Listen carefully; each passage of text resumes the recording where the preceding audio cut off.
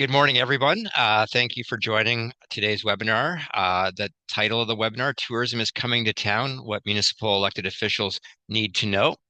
My name is Steve Allen. I'm the Executive Director for the Alberta Recreation and Parks Association, and I'll be acting as the moderator today. Before we begin, I'd like to start by acknowledging the land we are all on across this province. I would like to acknowledge the First Nations, the Métis, the Inuit, and all the peoples across Alberta who share a history and a deep connection with this land. We dedicate ourselves to moving forward in partnership with our Indigenous communities in the spirit of reconciliation and collaboration. Before we dive into the data today and the presentations, I want to introduce the three panel experts leading our briefing. So we have Miranda Rosen. Miranda's a specialist in provincial strategy and policy, and will be guiding us through provincial funding goals and the policy lever of tourism.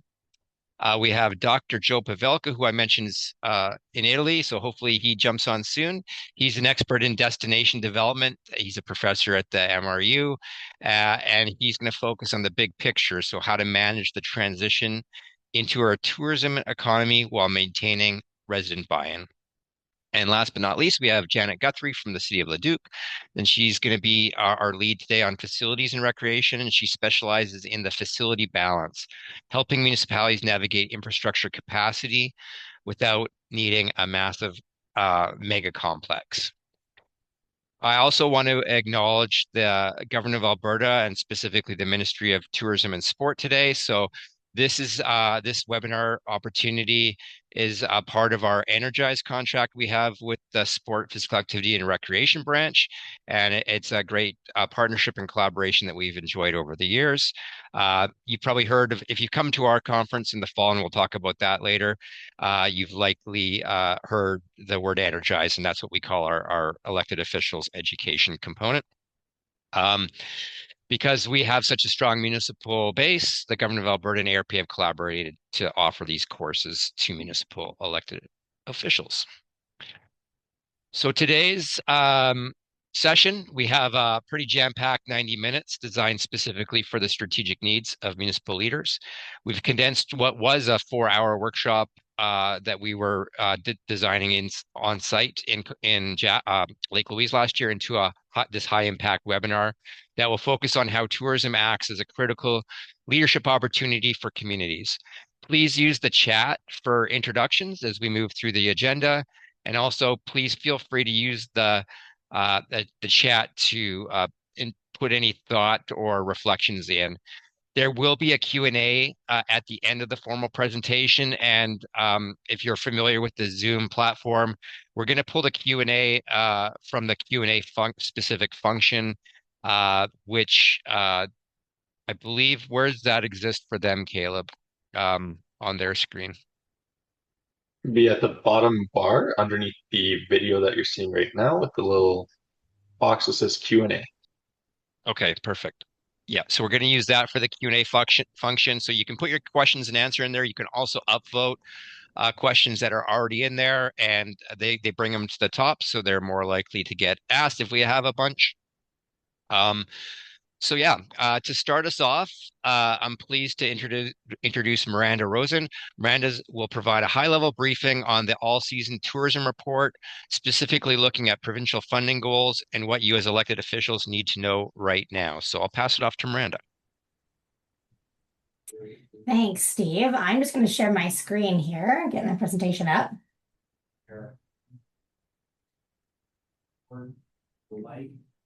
Okay, can everyone see the slides? Is that on the right screen? Someone give me a thumbs up. Perfect. You're seeing your PowerPoint, Yes. not maybe the presenter view. Oh, really? Okay, hold up. It's because I've got a dual monitor, and so it always wants to show, but one moment. You know what? I actually don't know how to, oh, maybe I do. Just wait. Sorry. We probably should have worked this out a moment ago. I don't actually know how to make it share on my main screen and not the screen beside me. Is okay. I will pull it up on mine and we will Sure, go from there. let's do that. Sorry, guys.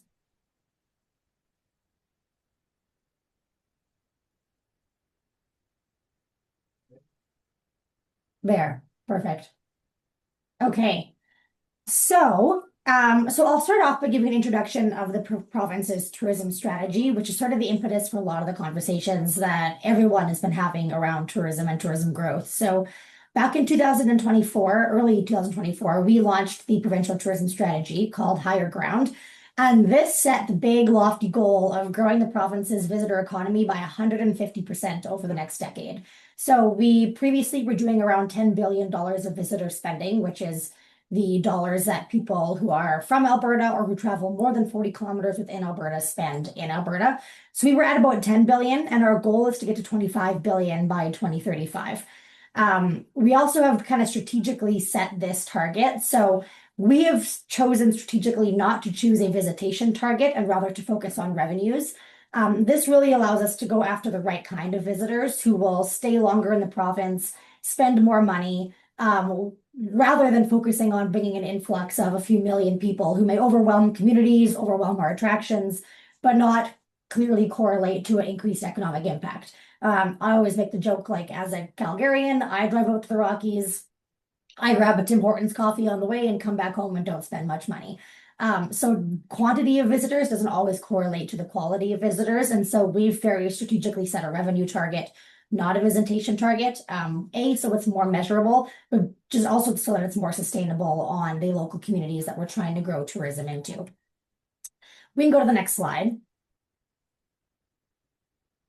So the strategy had 5 pillars. The first one was leadership and alignment. So what we tend to find is that this is a very decentralized sector, or industry, made up of a whole bunch of sectors. You've got municipalities, you've got destination organizations, you've got hotels, you've got attractions, you've got experiences, you've got outdoor guides, you've got recreation groups that are typically non-for-profit. Like, there's a whole restaurants, bars, festivals. It's a very decentralized sector. And so leadership and alignment is all about bringing everyone together and driving us forward towards the shared goal of growth and rowing in the same direction. The next one is competitive product. So this is all about attracting capital investment and private investment into the development of new tourism products and experiences all across the province. So interestingly, our focus actually has not been primarily on the Rockies, because we know that the Rockies are doing very well. I believe it's more than 75% of tourism revenues right now come in through Canmore, Banff, and Jasper. And so if we really want to hit that target of 25 billion, we need to build out new destinations across the province.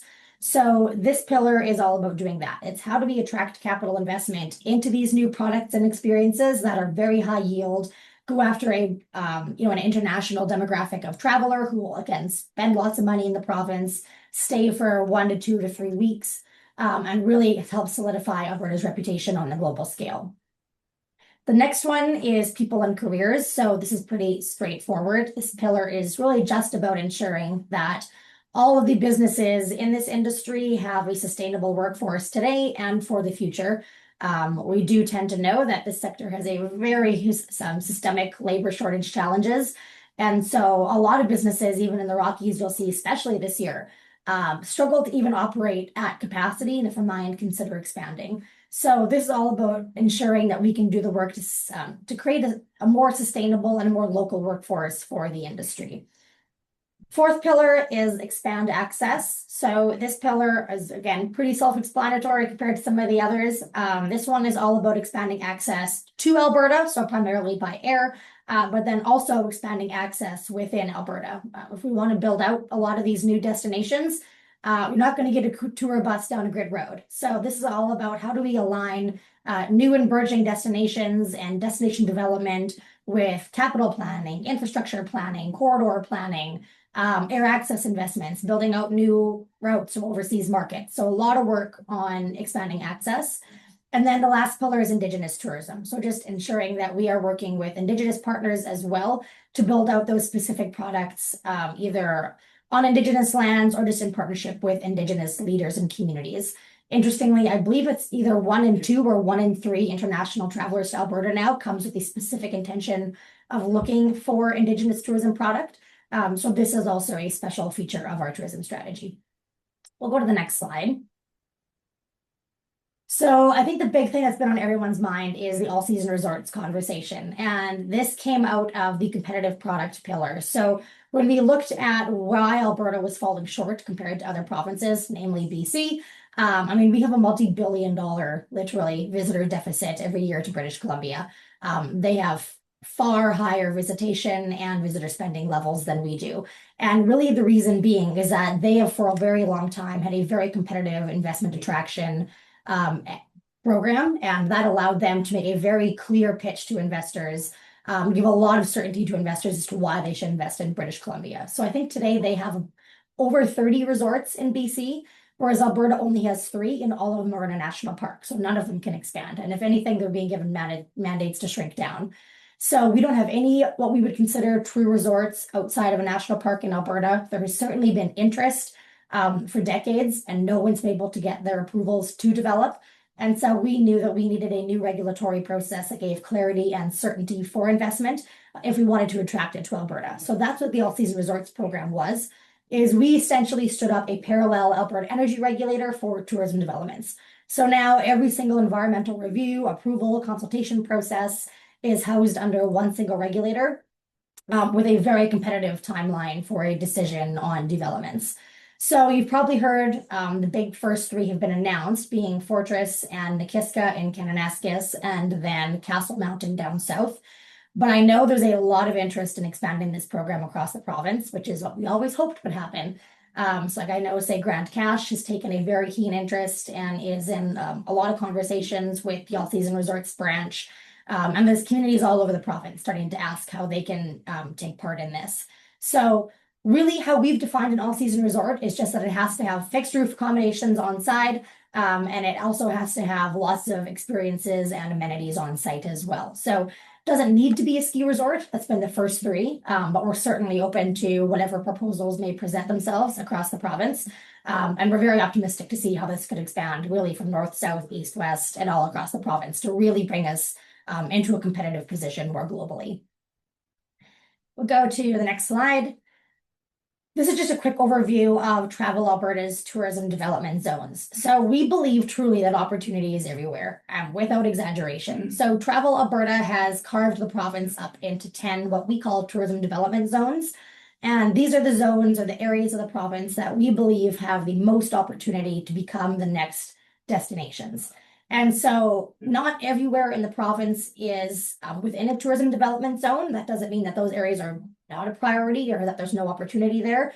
But there has been several years of work put in to consider where is realistically the most likely to become a destination. That took in factors ranging from the accessibility, either by road or by air, the geographic landscape, the business community, current or existing attractions, a whole suite of features. It was a very long, extended process, and we landed on this map. So interestingly on this, what you will notice is that the Rockies are not in a tourism development zone.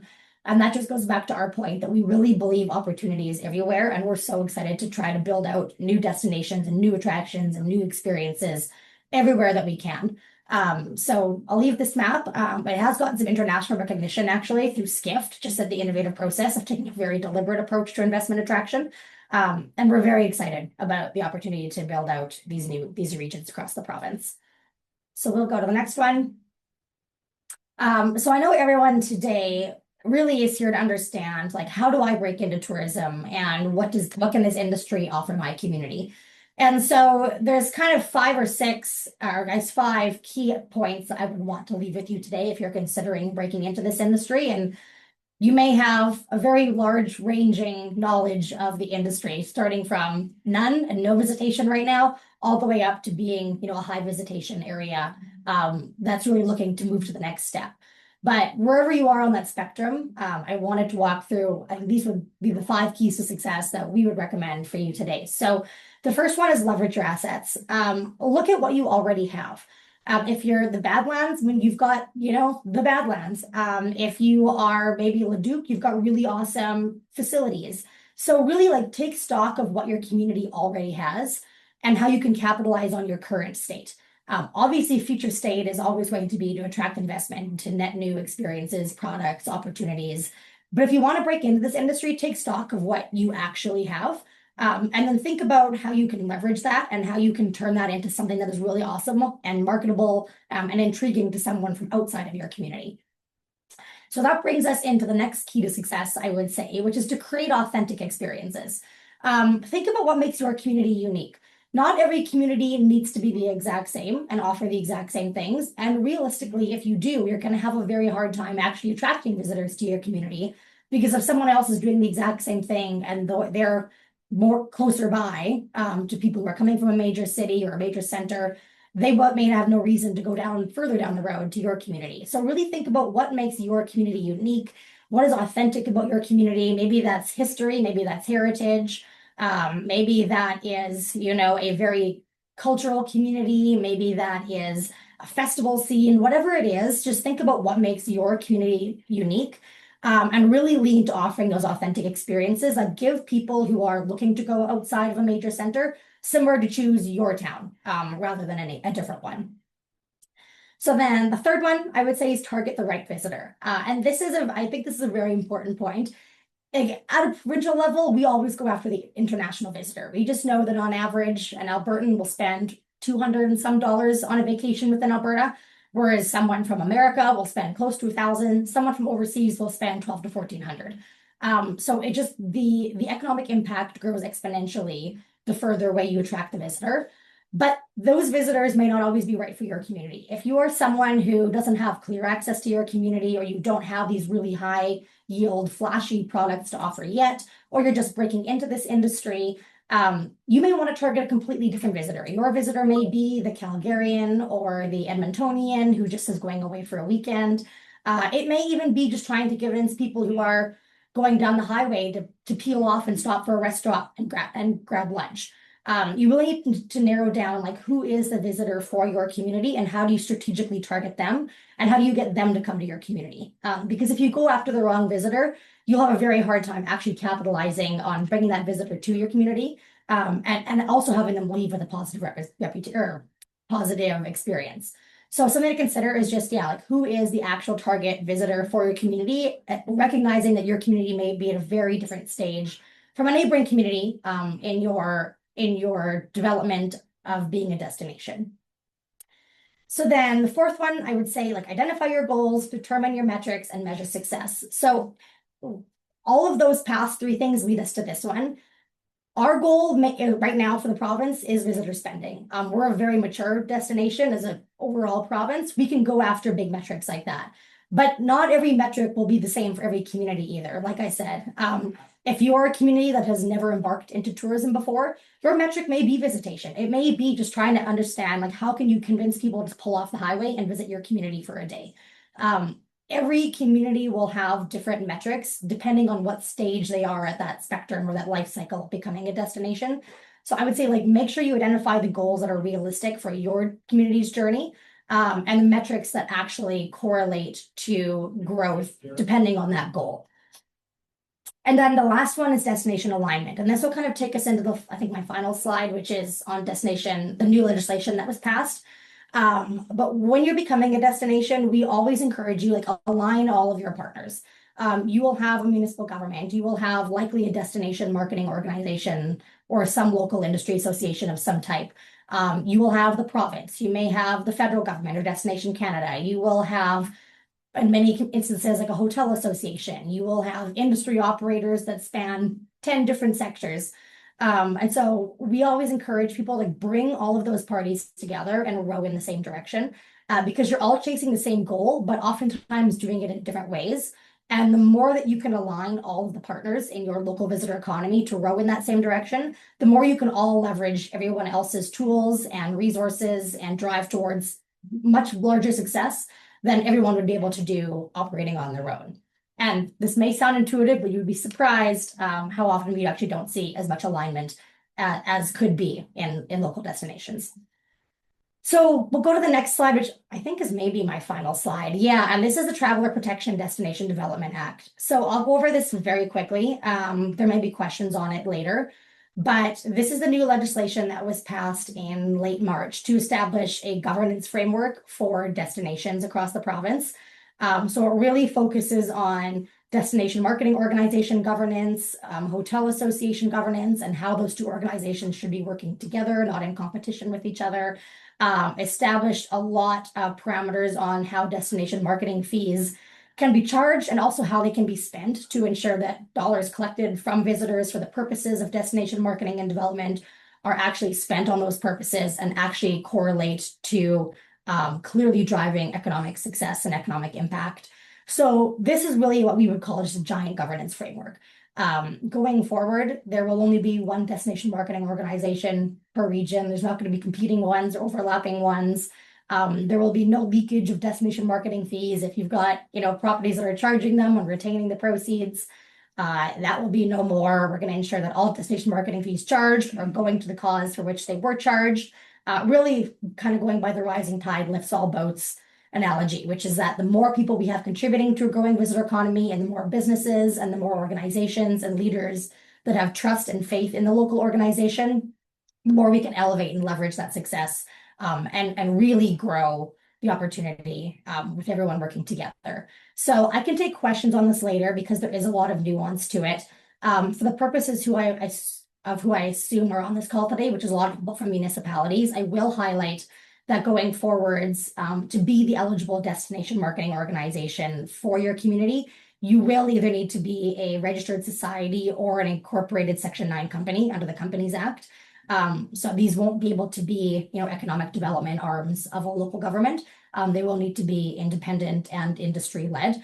And that is just something we heard overwhelmingly from stakeholder feedback is these organizations need to be led by industry and for industry with support of the local community. So like I said, happy to take questions on this, but I've probably talked at this point longer than I should be. So I will wrap up my presentation there by just saying that we're super excited. So many people have joined the call today. I think it really shows how much interest there is all across the province in breaking into this industry. And we're very excited to work with you and see what we can do to all capitalize on the opportunities and do it in a way that is sustainable for all of our communities while still driving towards the provincial goals.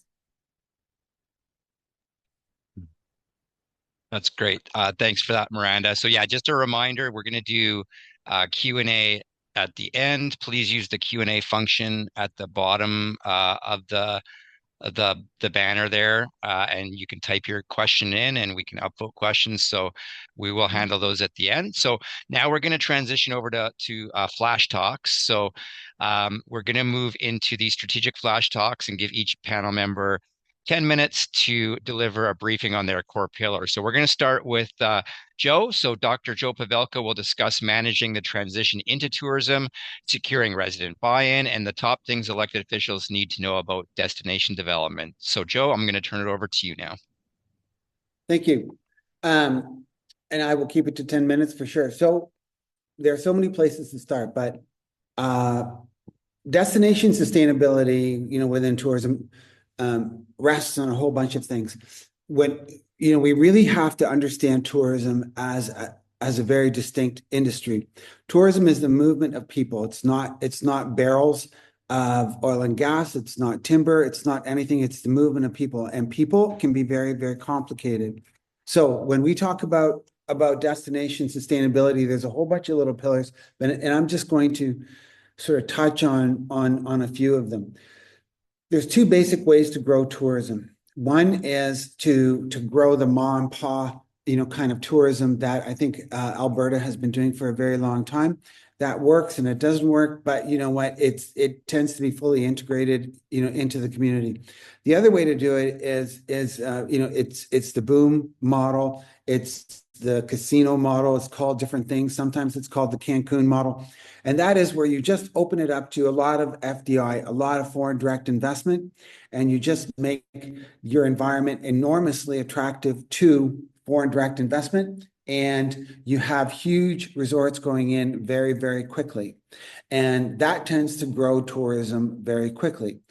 One of the issues with that is that in order to be sustainable, in order for communities to actually function in a healthy way and to have some autonomy, it's really about maintaining some control at the local level over what we call scale and benefit. So how big do we want this tourism to be? And who benefits from this? If it's a lot of local developers, you can easily say, okay, well, you know what, the money is staying here, and we're pretty happy about that. If it's folks in if it's domestic development, out of Toronto or Vancouver, that's fine. If it's foreign, you have to live with that, and that can limit benefit.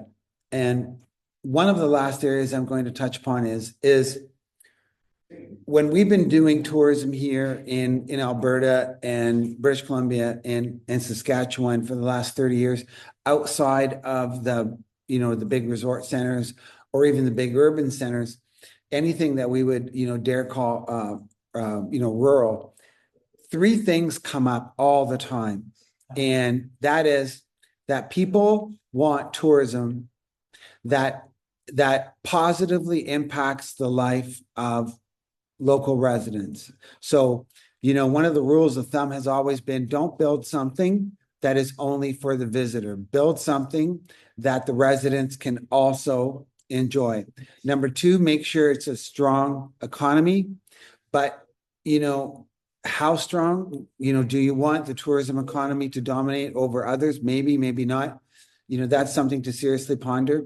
And then tourism is this amazing opportunity to tell your story. And that's one of the areas that actually resonates the most whenever we go off into various communities.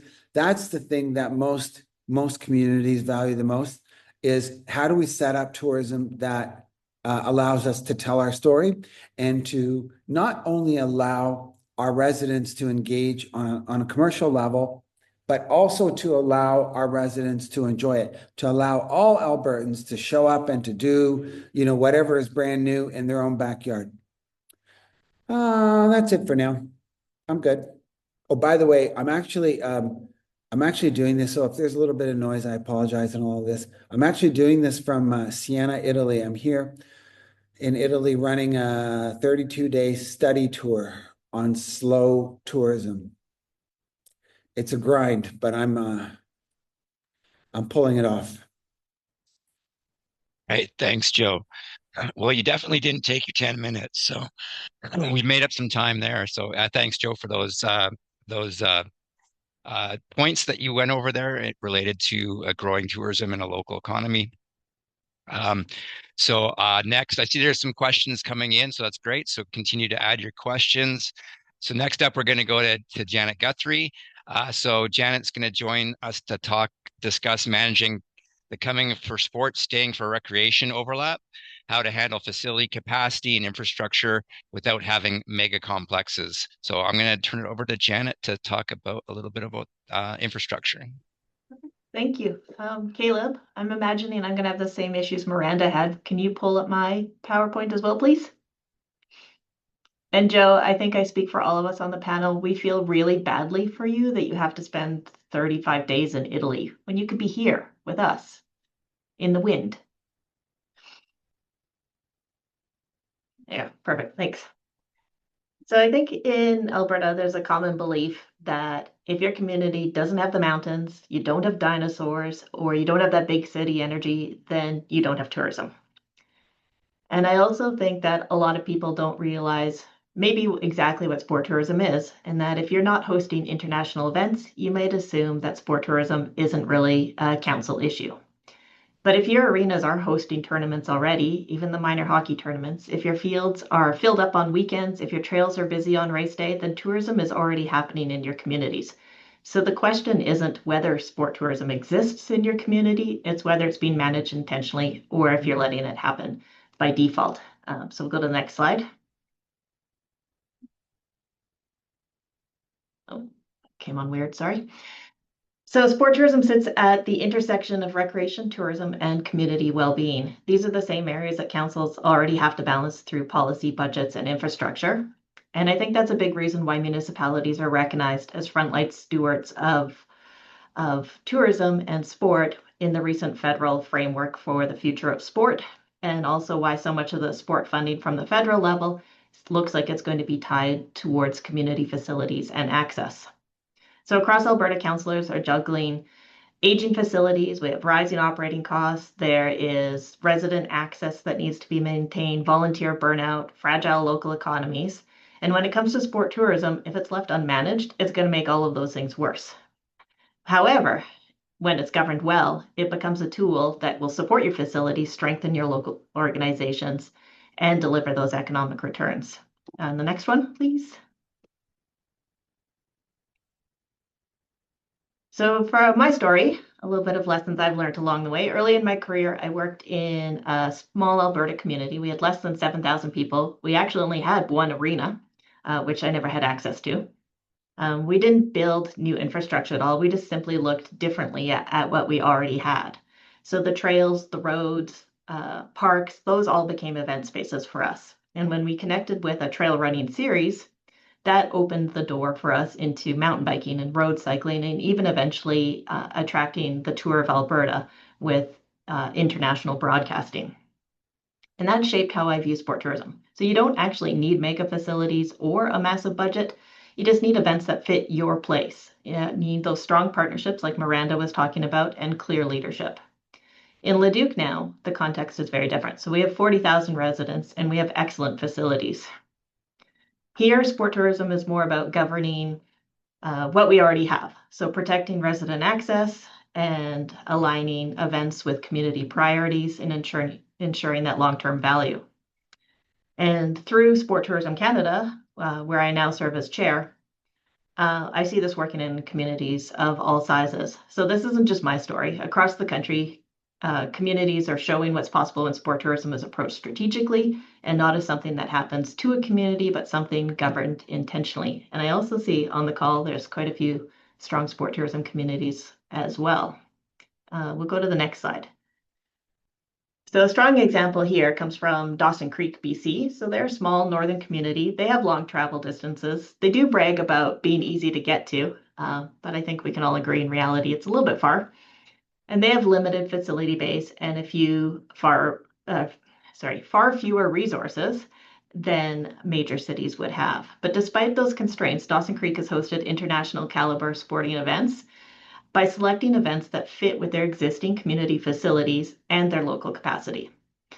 They are guided by a formal community tourism plan that aligns their hosting decisions with community priorities, and they have delivered award-winning events like this Para Cup, which is an international para ice hockey event, or sledge hockey, you might know it as, without needing to build new infrastructure to host it. So the takeaway from Dawson Creek is that successful sport tourism isn't about scale, it's about fit. And when events are right-sized and governed intentionally, even small remote communities can have a meaningful impact without overextending their facilities budgets or their volunteers. In the next one. Another strong example is Thunder Bay. For any of the sport tourism communities that are on here, they'll know that Thunder Bay pretty much cleaned up on the awards this year at Sport Event Congress. They are a northern city as well. They're geographically isolated from southern Ontario. And in their model, rather than relying on a constant large-scale events, they treat sport tourism as one pillar of a diversified visitor economy. They host national championships like the Scotties Tournament of Hearts through their formal hosting and funding framework that guides when and why events are pursued. They deliberately target winter and shoulder season events to support their hotels during downtimes. They invest in outdoor and trail-based sport assets, and they integrate Indigenous and community partners in their delivery. And that approach has earned them national recognition and multiple awards. So the takeaway from Thunder Bay is that sport tourism doesn't need to be all or nothing. When it's governed as part of a broader strategy, it delivers steady value without over-reliance on just marquee events. And the next one, so hopefully I get this one right, because I see there's at least one person from Lloyd on the call. So the third example is Lloydminster. So rather than chasing off major events, Lloydminster anchors sport tourism around their single strong asset, so the Cenovus Energy Hub. That venue supports repeatable regional tournaments and city-led events that generate predictable visitation and business year over year. Sport and recreation are integrated into broader destination marketing with community organizations delivering many of the events. This approach has also earned them national recognition, so they were named as a finalist for the Sport Tourism Canada Prestige Award for the excellent job they did hosting the Esso Cup last year. So the lesson that I take from Lloyd is that consistent right-sized events anchored to one strong facility can deliver stable sport tourism without overextending resources. So across all three of these examples, the common thread isn't size, budget, or geography, it's intentional decision-making. And yet, despite these examples, you still hear the same concerns coming up over and over again. So I thought I would address a couple of the myths. Myth number one, sport tourism competes with residents. In Alberta, the strongest models actually embed hosting within local sport organizations. Tournaments are scheduled around recreation, they might be pushed out to shoulder times, and local clubs are the ones sharing in the benefits. In Leduc, our facilities were already busy, so that was creating tension until we took a proactive and balanced approach. We worked directly with our clubs and created clear user guidelines and preserved resident access to and supported events at the same time. So when local organizations benefit, then your participation is going to grow. And when they struggle, councils will see this as empty ice time and declining programs for the community. So this isn't really sport tourism versus recreation. It's sport tourism supporting the healthy sport and recreation ecosystem. Myth number two is that events are only one-time impacts. Often sport tourism can be the catalyst and not the end goal. So what this looks like is repeat hosting that can support facility upgrades. It drives reliable repeat businesses that businesses can count on year over year. It could mean accessibility improvements are justified sooner, or the capital investments already in asset management plans can be accelerated by hosting. So hosting works best when it supports plans that councils already believe in, rather than creating new pressures or surprises. And then the third myth is that only big cities benefit. Many of Alberta's strongest sport tourism impacts come from smaller communities. So a little shout out, I saw Blackfalds and Lac La Biche on there as good examples. They succeed with niche and repeatable events that are sized to match their volunteer staffing and facility capacity. So the bottom line is that right-sized events often beat big events, especially when capacity is limited. So go to the next slide.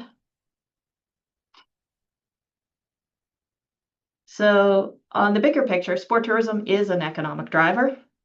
So I pulled up one example to share with you. So in 2024, Leduc hosted the Canadian Slow Pitch Championships. This was a week-long event and teams came from all across Canada. Our hotels were filled and our restaurants were busy.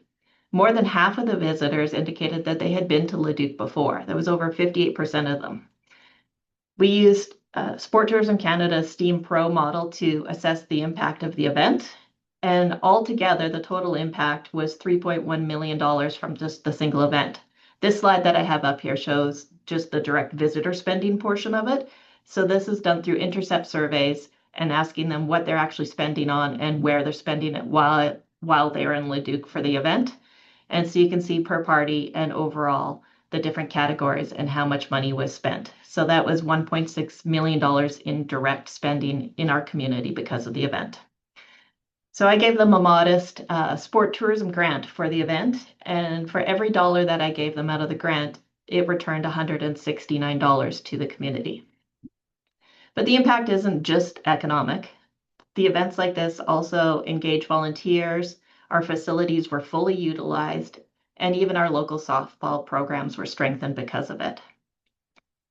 And then the next slide. So no matter your size, sport tourism is already happening in your community. The real choice is whether to lead it intentionally and maximize the benefits or manage the consequences later. Leading with intention means residents come first, facilities are sustainable, and local organizations are stronger. And the decisions that you make are evidence-based. Also, you don't need to do this alone. Sport Tourism Canada exists to support municipalities with tools, research, and real-world guidance, so hosting can align with your community priorities. So my call to action for all of you is before approving a facility plan, a capital investment, or hosting request, ask how sport tourism can strengthen residents first. And with that new capital facility investment, can you also use it for hosting? If it supports access, sustainability, community pride, and hosting, then you're on the right track. And if you want support, then look to Sport Tourism Canada. Memberships are very, very reasonable. We help communities make confident community first choices before sport tourism happens to you instead of with you. And so if you'd like a takeaway, I did create a PDF there so you can scan that for this 3 secrets to building a winning sport tourism strategy. And I think that's about it for now. Thanks. Thanks, Janet. We'll leave that slide up for a little bit here so you can scan that QR code. Um, so just a reminder, I see 3 questions in the Q&A. Even if you want to go in the Q&A, you can upvote some of those. If we get a lot more questions, then we might not get to them all. But I know that our next presenter, Miranda, had some internet issues, so she's dropped off and trying to get back on. So I'm going to deal with one of the questions now, and it's for you, Joe. So the question was, what is slow tourism? And maybe I'll tack on to that. Do you think that there is a potential for slow tourism opportunities in Alberta? Yes, there is, yes. So, okay, so what is slow tourism? Slow tourism is the opposite of rapid itinerary travel, right? And I have a sign up here. Okay, anyway, so rapid itinerary travel is going to one city for a night, and you're in Rome for 2 days, you're in Banff for 2 days, and a lot of our itineraries are actually set up that way. A lot of tours, start in Calgary, head to Banff and Jasper, and end in Edmonton, and the whole about 7 days, 8 days, right? So that's a very kind of tour, and that's sort of based on this many reality, which is a lot of American travel is based on 2 weeks, and Americans tend to have a lot of money and not a lot of time, and they want to see a lot of things. So a lot of tourism set up in that particular way. The biggest trend that we see, and this has been going on for about 5 years, and it is only picking up steam right now, is slow travel. Slow travel, I think, is much better. It's much more beneficial to the community as it is to the traveler. Slow travel is really about spending more time in one place. It's pretty simple, but what you do in that time is also important. So it's very much upgrading into the place where you are. So if you're going to go to Lloyd, don't go to Lloyd for 2 nights. Go to Lloyd for 4, 5, 6. Do some Indigenous tourism. You have to go to the museum, and there are other things to do, and the trick is to set up slow travel itineraries so that people, as Miranda said, stay in your community longer. They're still spending money. They become a much more informed visitor. Do you know the biggest complaint I hear here in Florence and Rome is a lot of local operators say that tourists don't care. And they're just here to do like a night here, 2 nights here, get the pics and leave. And I mean, that's a big complaint all over the world.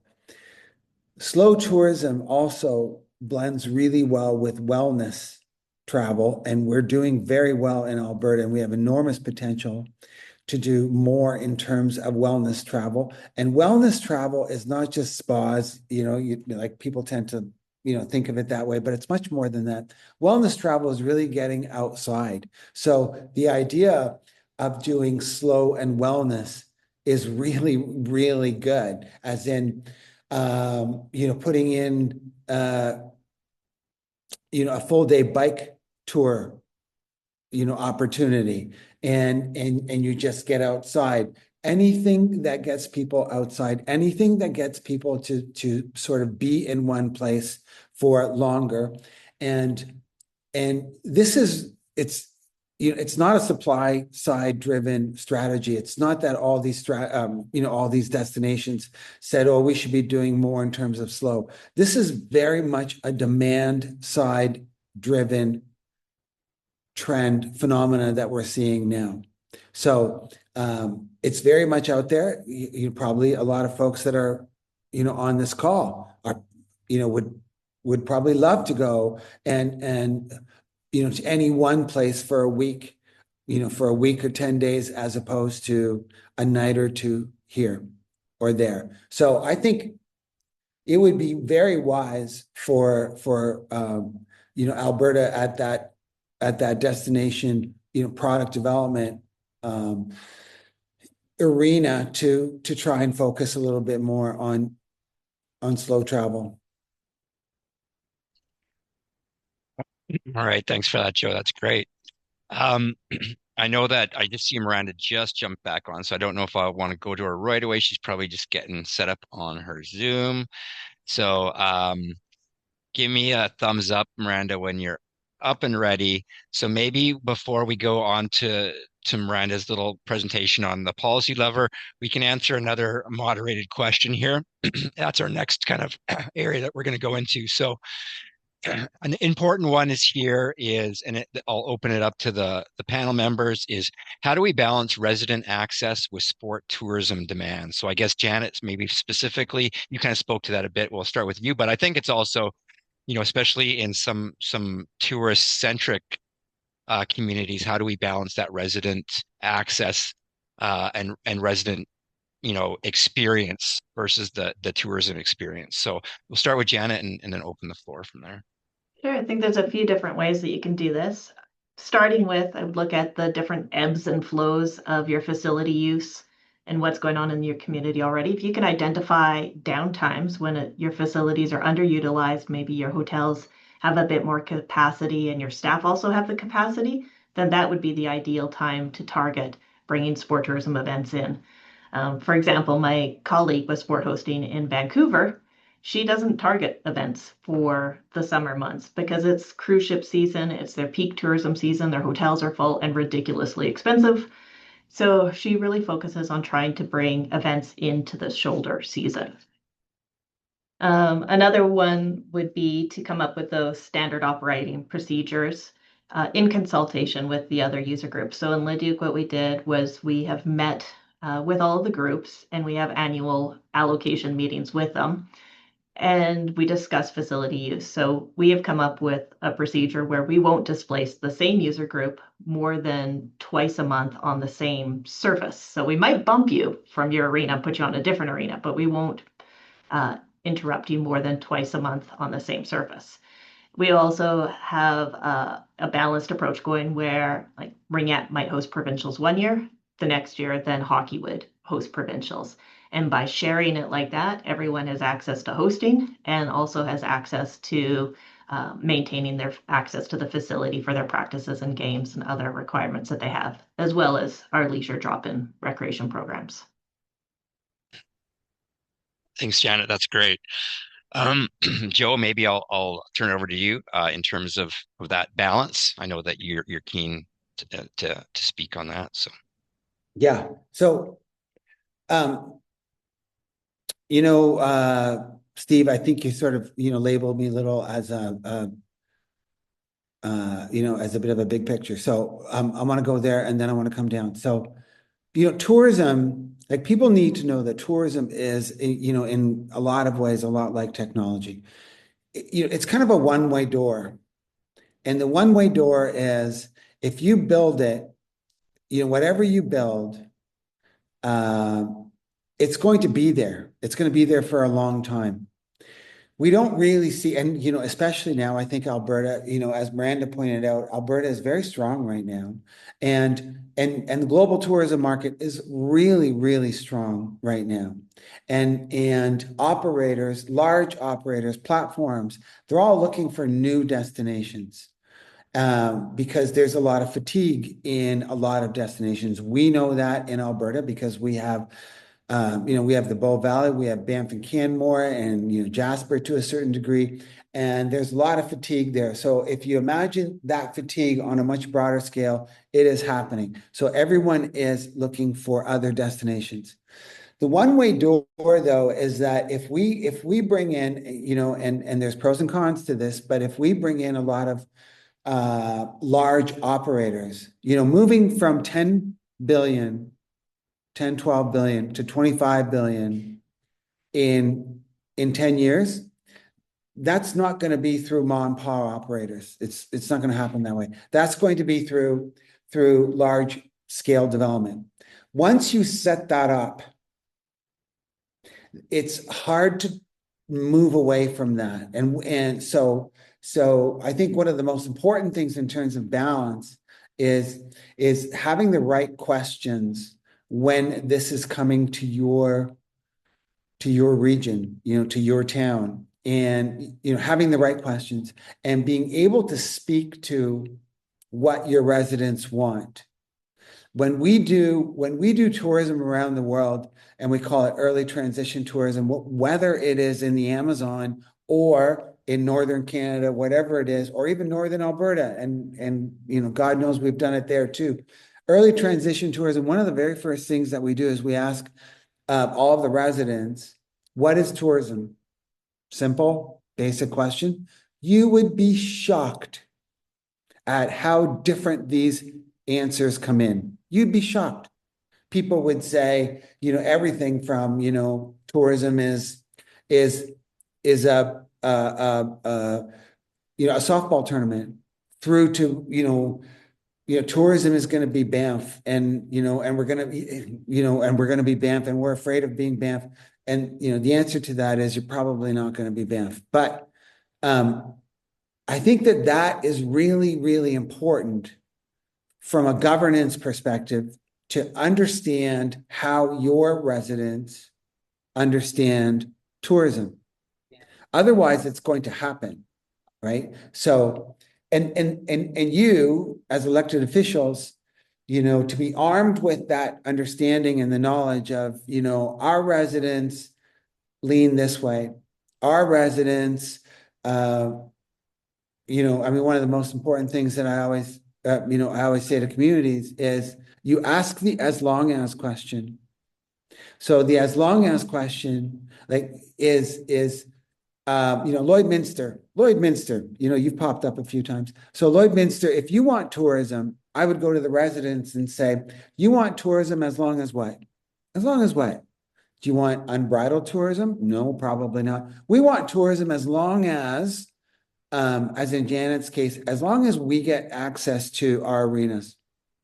We get, as long as our kids get jobs, as long as, whatever it is, and every community is going to have its different as long as. And that arms a community very well in terms of going into this process of trying to figure out what tourism is right for this community. What should we do in the short term, short, medium, long term? What fits in this community? So, and there's a lot of other things, but Steve, I'm pretty sure that you want to, sort of move on to things. Okay. But that's, a couple things to think about. That's perfect. Thanks, Janet and Joe. I see that Miranda is back. Are you stable, Miranda? I am somewhat stable. I think the internet in our building is fully crashed, so I'm hotspotting off my Oh phone from no. my laptop. Okay. So we'll see how it holds out. All right. Well, you're coming in clear, your voice and pictures. So, are you ready if we go back up to your policy lever lightning talk?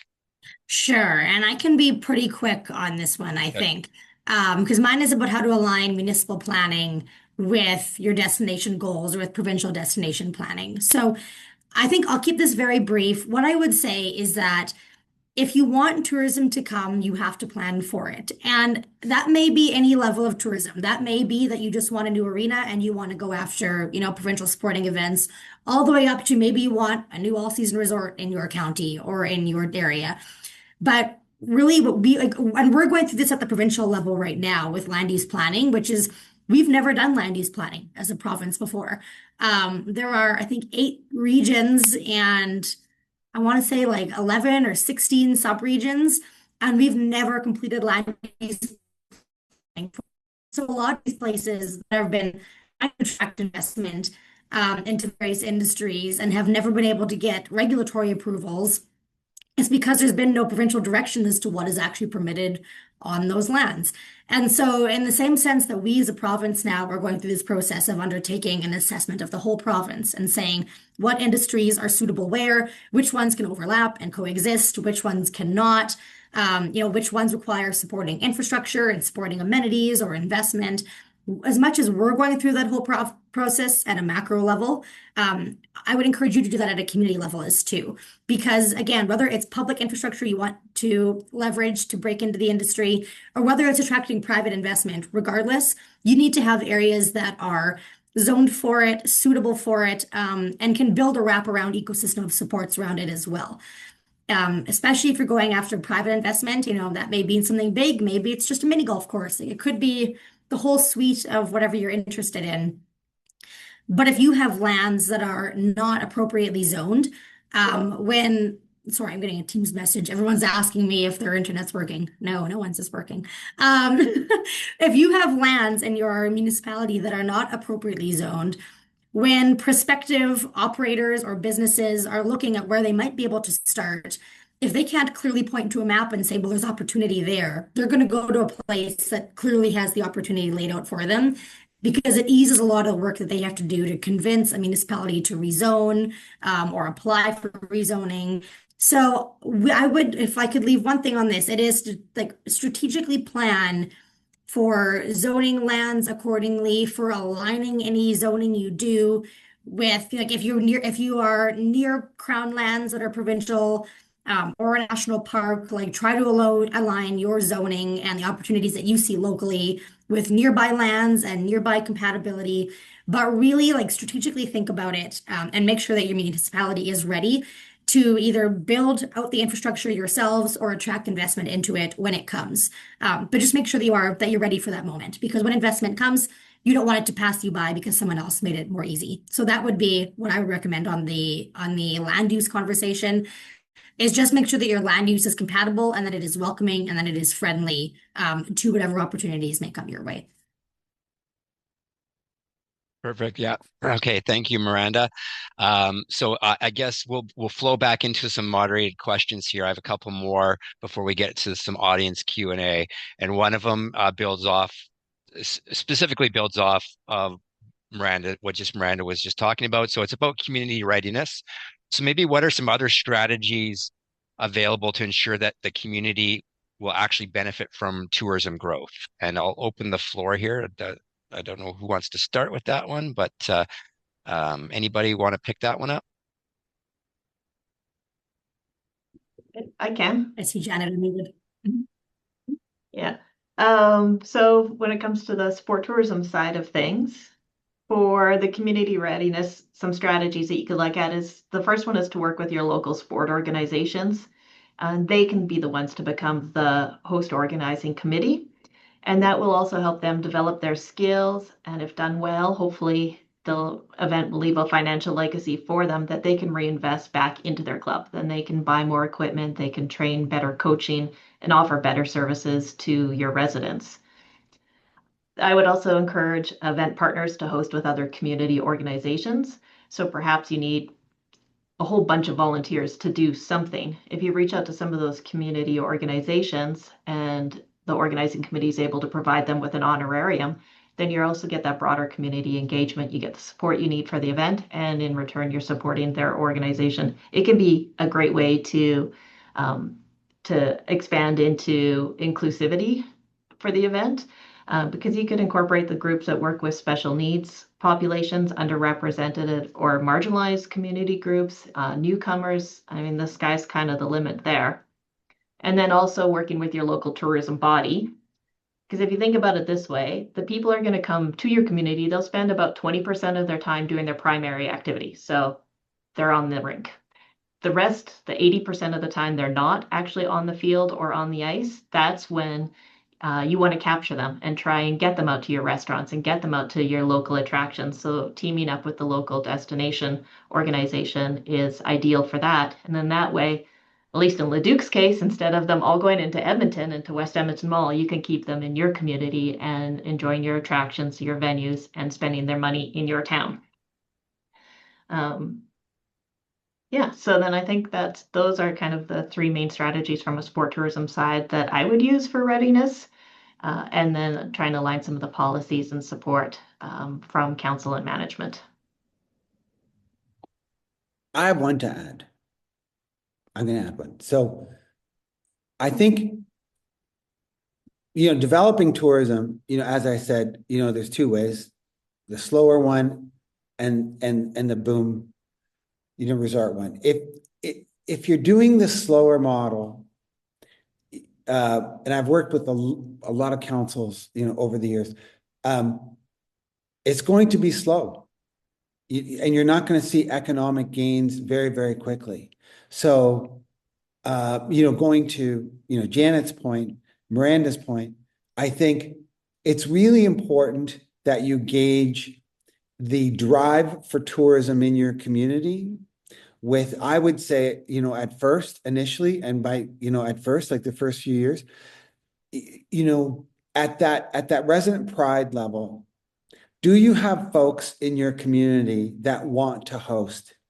Do you have folks in your community? Do you have that kind of environment in your community that people want to bring other people in to tell stories, of your place, etc.? Because that is going to sustain a community into that limbo period where you are getting things started, but the economic gains are not quite there yet. And, and God knows there's been a lot of communities, that want to see big gains, within a year or something like that, but it almost never happens. So I would say, really to try and understand the mood of the community around tourism and hosting. And I'll add on, and I'll add on to both of those, like a hybrid of the both, I think. When we talk about destination readiness, I will harken back to the importance of destination alignment, and Janet talked on this. Work with your local tourism association so that when people come for one purpose, they'll find a reason to stay for another purpose. And the other thing I would add to this, and this is going to sound like brutally capitalist, but honestly, give people a reason to spend money. You don't want all the downsides of tourism with none of the upsides. You don't want people coming to your community and not spending a dime. There's often, and we joke about this in government often, like the mentality of build a trail and they will come. Well, like that is true. They will come, but they will hike your trail and then they will leave and not spend a dollar in your community. But the reality is that every community has ways that you can capitalize on the people visiting it, even if they're very small and very incremental, like Joe mentioned. I'm from Cochrane. Honestly, people come to Cochrane en masse just for ice cream, like exclusively for ice cream. People will drive 40 minutes to grab an ice cream cone, and it will be lined up without exaggeration for an hour and a half all the way around the block every day from like May 1st onwards till closing date. And those are the kind of things you can think about. And then, so the Cochrane Tourism Association, because we don't really have any attractions in Cochrane right now. Like, we're kind of the gateway to the Rockies, but there's nothing else to really see or do in Cochrane. They've released this small business magazine so that when people come to Cochrane just for ice cream, they can grab a magazine, and while they're waiting in line for an hour and a half, they can see all the little stores to shop at, or all the other places to maybe go for dinner, or other like small places in the community to check out. So giving people a way to spend money doesn't need to look like building the next giant resort, but it is to say, if you're going to have people coming, make sure that you do realize the upside from that, and then you work with your local tourism association or any other local industry bodies you may have to try and capture those people in a meaningful way. Another one is like your local hotel association. Like if you can get people even to spend a single night in your community, suddenly you've like 10-tupled the economic impact you get from that one visitor who may have come for ice cream, and then decided to go for a hike and then now wants to stay overnight. So just think of little ways of what you already have, and how you can work with your local industry and local organizations to really leverage that, and make it meaningful. I want to know, Miranda, how do you feel when you want an ice cream? And that I go down the street. I go to the other ice cream shop that has It's actually kind of sad. So there's another ice cream shop like two doors down, never has anyone in it. So truthfully, I go get ice cream down the street because it's just not worth it to wait in the line. Thanks for that round on that one. The last moderated topic before we go to some Q&A from the audience is around long-term growth. So how do we align tourism with other broad municipal growth strategies that may already exist in community or maybe up and coming if there's new master plans and stuff like that? How do we plan for that long-term growth?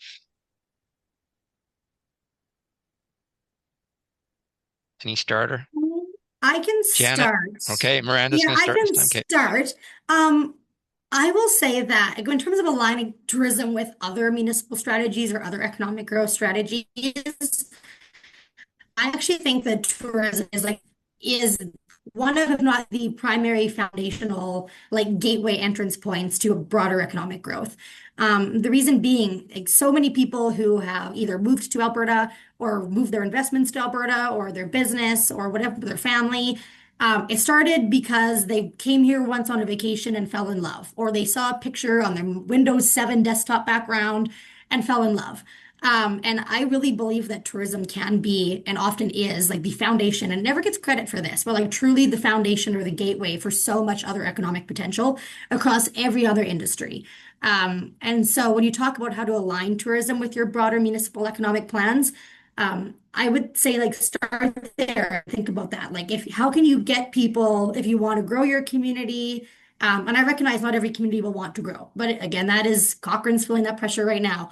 But if you are a community that wants to grow or you're trying to attract, a new business to town, think about how you can leverage tourism to do that and how when people come to your community, you can capture them and say and kind of show off the best that you have to offer, and then use the experiences that they have there to propel you into other growth in other industries, or other parts of your economic planning. I'd like to build off of what Miranda's saying and add two very quick points. So one is using tourism as a very important tool to enhance resident quality of life. And then, as Miranda said, then all sorts of small businesses use that to attract workers. That's very important. And then the other one, which is I think quite prominent, especially within rural Alberta, is we've seen communities use tourism to retain young people. So give young people a reason to stay, bring them, into that entrepreneurship, side of things. And, not everyone wants to stay on the farm. So it has been used in that way as well to keep young people in the community. All right, I'll jump in. I was going to mention both of those points too that you both said. So like they say, tourism is their front door to economic development. So people are going to visit your community first as tourists before they decide to move there or before they decide to invest in a business there. And often from the economic development side, those site selectors, they do this too. So they're going to come visit your community as a tourist. They might come for the sporting event or to line up forever to get ice cream. And they're going to do that long before your economic development team even knows that they're on somebody's investment radar. So it's important to make sure that you have a good first impression that way. And then from there, I would look at building tourism and sport tourism into your community plans, because without council support and without getting it into some of those official plans, it's just going to be a side of the desk thing if people have time. So if you're serious and you want to get into this side of it, put it in things like your MDP, or if you have parks and outdoor spaces plans, recreation, economic development plans, make sure that you do those too. And then when you're ready, I would also develop a sport tourism strategy. So one quick example, when I worked in that small town, it was really easy to see the impact of hosting events and how that translated. And I can say from seeing it firsthand that that actually happens. So we had a hockey tournament in our one little arena. And then somebody involved with that tournament realized there was nowhere to take the teams out for food afterwards. So then they opened the Boston Pizza that is now in town and thriving, so that there is somewhere for those teams to go. It happened the same with a bike shop. They fell in love with the community. They decided to open up a bike shop, and hearing from other people how they had decided to move to that community because of those types of recreational sport and tourism things that we were offering. Those are great examples. Thanks, Janet. Okay, I think now we have moved into the Q&A portion, and there is some questions in here. I think most of them are for you, Miranda. Maybe others can answer them too. So I'm just going to read them out. Well, there's two questions and one comment, and I can speak to the comment one. But so as a counselor, what is the first step we can take to help our administration strike up a local tourism authority led by industry instead of having it led by economic development? Yeah, and can I ask where that question's from? That came from Lloydminster, Nice. counselor in Okay. Lloydminster. Okay, I'm gonna give my own little like personal side opinion here. Is I have always felt that there should be like a clear attraction at Lloydminster. We're standing on the border and making like a real spectacle out of it. I know there is like I think there's some level of a border crossing, but I always felt there was like opportunity to turn it into something super cool. Anyways, my opinions aside, I would say that as a local municipality wanting to work with your industry to set up like a local industry association, what we would call a destination marketing organization or DMO, is start talking to people who you know are leaders in the community. So that might be your three biggest hoteliers, or that might be if you have like a restaurant, a local restaurant chain that you know is super popular. If there are any attractions that operate, like go start talking to these people. And understand what level of interest or time they would have to step up and form, a board of governors to govern a DMO. Because our going forward, our framework is going to require that you have like not only a working organization, but also a board of governors just to make sure that the industry is represented. There's been some challenges in the past, I think, in areas that there hasn't been full governance. So I would say just start talking to people, engaging their interest. The other piece is that like these organizations are typically exclusively funded by destination marketing fees, which is, your 2 or 4% surcharge on a hotel bill or a ski lift ticket or whatever it may be. So you'd also want to start gauging your local industry's willingness to charge the surcharge. Because if, it's a great idea to create the organization, but if no one is willing to tack on the extra 2 or 4% or whatever amount you settle on onto their consumer bills, then the organization is not going to have any funding. And without any funding, you can't launch marketing campaigns, you can't pay staff, you can't, invest in new tourism product or experiences or marketing materials. So it really comes down to what level, like I know Joe has been really saying today, like gauge the interest from your community.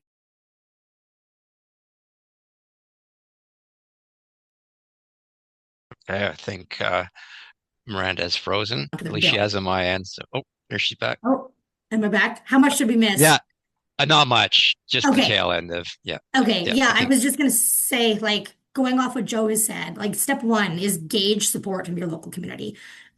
So gauge if you have local industry leadership that's willing to step up from leadership and governance perspective. And then B, make sure that your businesses are ready and willing to add on that surcharge. I will encourage you to say, I don't think there should be an issue on the surcharge. And, if you need support of how to craft those arguments, like I think we're happy to step in and help support those arguments. Generally, it is like a literal globally accepted practice to do this. So it's not going to, competitively disadvantage Lloydminster.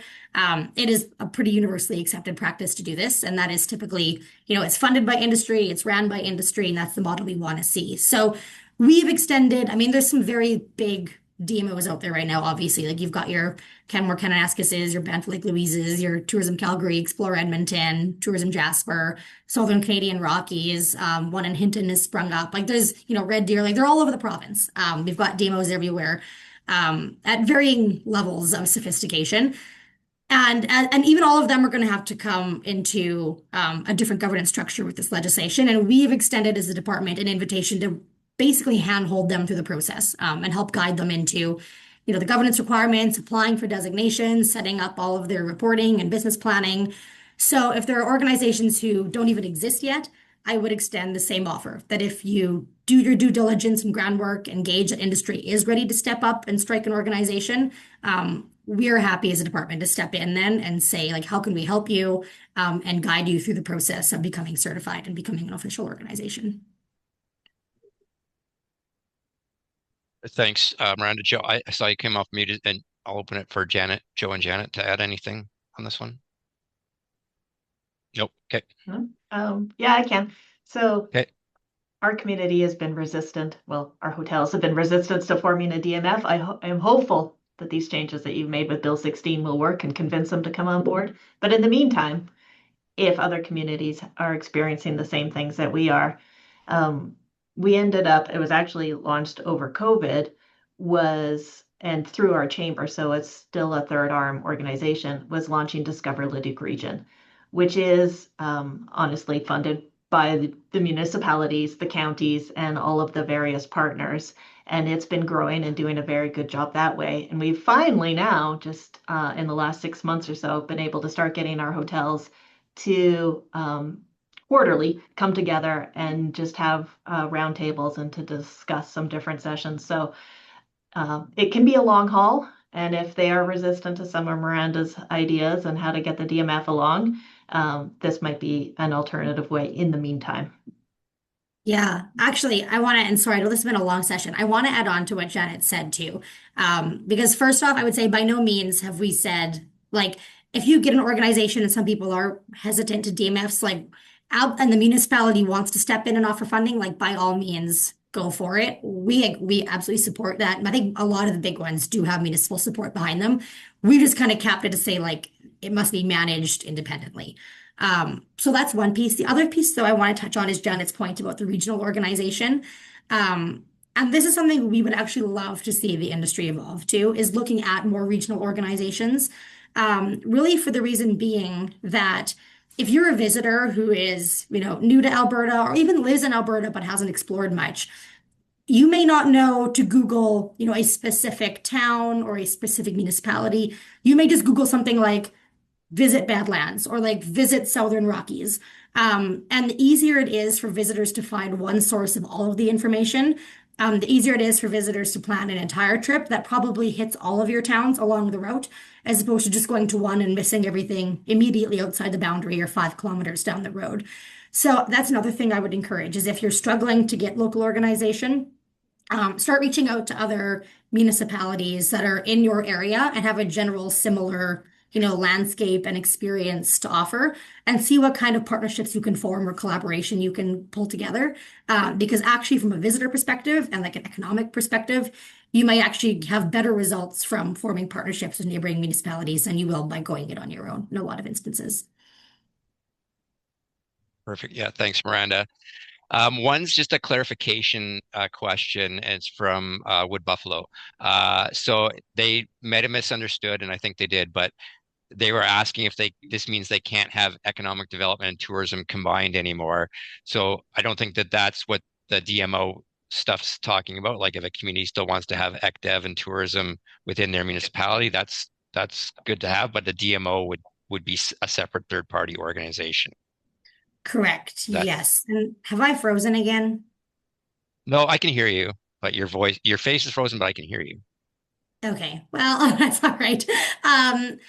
I guess it's a hybrid of both. So I would say yes, if you want to have tourism within your economic development department, that is okay. Like we're obviously not going to stop municipalities from investing in tourism infrastructure.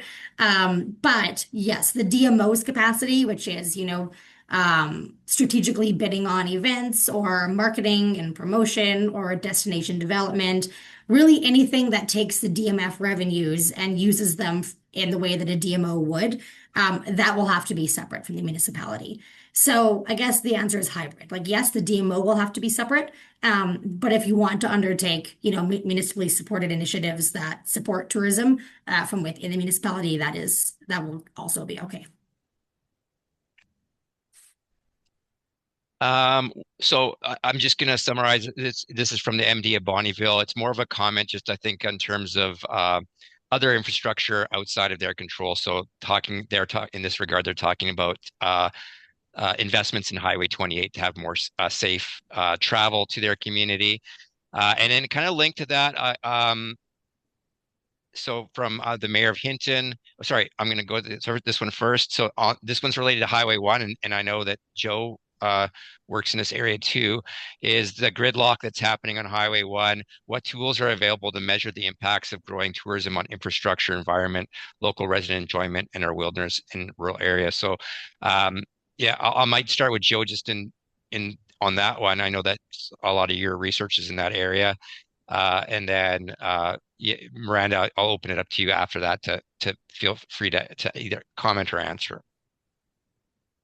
Okay, so I don't think that there's any, particular tools other than doing environmental assessments and on the social side to do survey work. I think that that's extremely important, and to do it on a regular basis. So not to do, one every 10 years. I think that that's not, particularly healthy. To do smaller engagement work on a more regular basis, I think is extremely important. So, what we're finding in the Bow Valley is, a whole bunch of things, right? So, residents are quite exhausted with tourism. There's a lot of different views there. There's a lot of things happening. It's a crazy little hotbed there. On the environmental side, though, there are certain groups that sort of keep an eye on it, but I think that is mostly because it is such a high profile area. When you move outside of the Bow Valley, you're not going to get CPAWS or someone like that doing, a whole bunch of assessments. So it's up to the local government to put those measures into place. And there's a lot of ways to do it inexpensively. Okay. Thank you, Joe. So Miranda, I might maybe this is our last question, comment, and then I have a few wrap up things to say here. But so this is from Hinton, Mayor of Hinton, Brian LaBerge. They've worked hard for nearly 13 years to get a DMO going. They had a good start, but the recent increase in the tourism tax has a number of our members threatening to back out. They feel the tax portion of the bill is too high and our rate is only 2%. And it's a serious challenge to keep the hotels on side. He was just asking if you have any thoughts or if you're seeing that or hearing that from other communities. Yeah, thanks, Brian. And I apologize. My camera has now crashed, so I'm just riddled with technology problems today.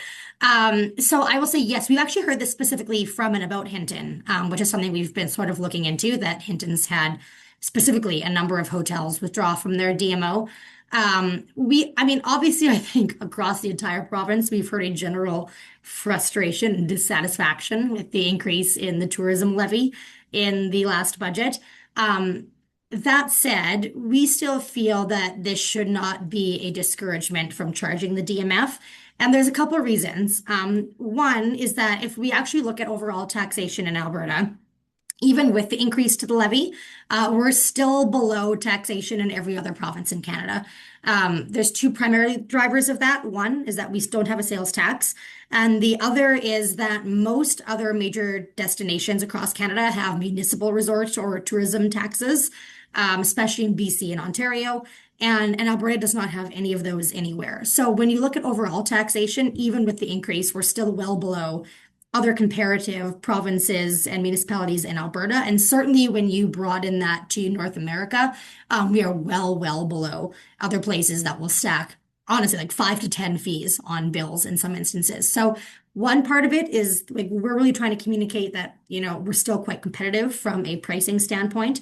The other piece of this, I guess, actually, let's say there's two more. So the second piece is when travelers are choosing Alberta, and especially for Hinton, choosing, a beautiful town that is just outside of Jasper, a 2% difference in their tax is not going to discourage a traveler from coming to Alberta or from coming to Hinton in most instances, if not all instances. People make their travel decisions well in advance.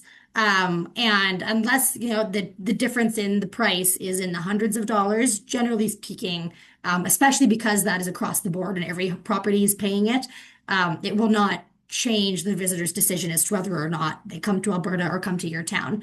The third piece, though, and this is in fairness on the responsibility of the DMO, is that properties should understand the value of their DMF. And a big part of our legislation that we brought forward will be requirements for the organizations to really strengthen their annual reporting and require them to report on certain metrics that really show the business community the value in supporting the DMO and charging the DMF. Because if businesses can't clearly see what value they're deriving from adding that surcharge onto the bill, then of course, honestly, they shouldn't charge it. But if the DMO is well governed and optioning or operating effectively, they should be able to demonstrate to their members, like, look, we have generated X number of room rates. We've maintained an 85% occupancy rate throughout the year. We've invested in or bid on a couple events, like whatever those metrics may be. If the DMO is operating well, they should be able to show that value to their members, and then the members should want to charge the DMF. So part of this responsibility too is on the DMO to really show out that value and prove to the members of Hinton that they have been able to generate bookings and room nights outside of Jasper. And in an area that people may have otherwise not chosen to stay in. And I think in places like Hinton, that are so close to a major destination, there is actually I think places like Hinton have bigger opportunity than a lot of the more mature destinations to really start peeling off some of that visitation and some of that overnight hotel expenditures, and prove to their members that there is so much growth potential. But again, a lot of that is up to local industry and local leadership to demonstrate. And like I said, we're happy to, if the DMO needs to meet with us, we're happy to kind of guide them through what metrics we think they should go after or some best practices. But generally speaking, we understand the increase to the tax has been frustrating for so many people. And we always keep telling people when I laugh at this, but like, it's called the tourism levy. It's actually not the tourism levy. Like, we have no control over it. And so we deflect all blame for the increase and take no responsibility. Jokingly, but kind of truthfully. But nonetheless, that notwithstanding, like, we do think that Alberta is still a competitive destination, and charging the DMF should still be worth it. All right. Thank you, Miranda. All right. We're almost at time here. So I did have a note to do a lightning round, but I don't think we have time for that. So we're just going to wrap. So I'm going to thank the panelists. So thank you to Joe, Janet, and Miranda for being available to participate again today at the webinar. Before we sign off, just a few things. It is ARPA's 75th anniversary this year, so we're proud to celebrate. And if you visit our website, we actually have 3 events happening in June to celebrate. So June 6th in Calgary, June 9th, a little bar night in Red Deer, and then June 13th in Edmonton. It's also our conference return to Jasper, the Fairmont Jasper Park Lodge this year. So we're proud to return October 22nd to 24th. Our conference registration and accommodations information will be available in early July.